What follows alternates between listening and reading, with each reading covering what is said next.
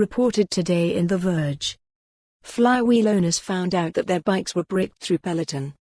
Every morning at 4:30 a.m., Shani Lane would throw on her Flywheel T-shirt and hop on her Fly Anywhere bike. An avid fan who's been riding with Flywheel since 2013, she'd leapt at the chance to own the company's branded bike when the company released its Peloton competitor in 2017. "I was doing 5 classes a week," Lane says.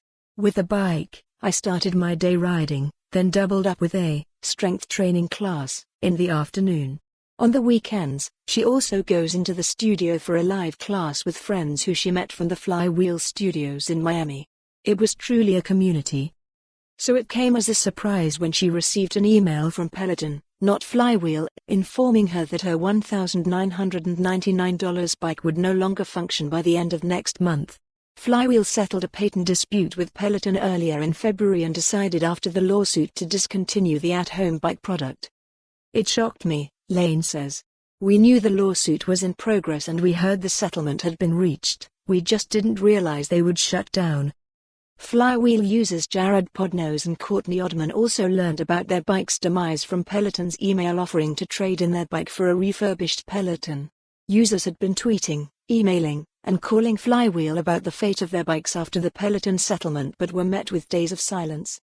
"The communication from Flywheel has been pretty poor," Podnose says. After the email, he tried reaching out to Flywheel to check if his bike would be eligible for a swap as it was still being financed through a firm. "I called their customer service line, couldn't get through. I left a voicemail and haven't received a return call. I actually went to a physical Flywheel location and called the Lincoln Square studio where they filmed the classes. But no one had answers." Flywheel has not responded to The Verge's request for comment. At the time of publish, Flywheel's product page for its bike is still live with a non-functioning buy button. "I've been trying to call Flywheel today.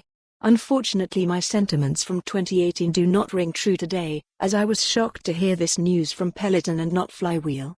I feel confused and in the dark. Waiting to hear back." The death of the Flywheel at-home bike isn't a rare instance of Internet of Things companies suddenly bricking devices after a product sunset, but it is the first notable case for a piece of streaming fitness equipment.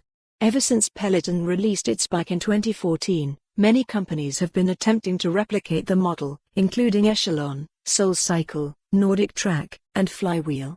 But so far, Peloton remains the market leader, despite offering the most expensive option.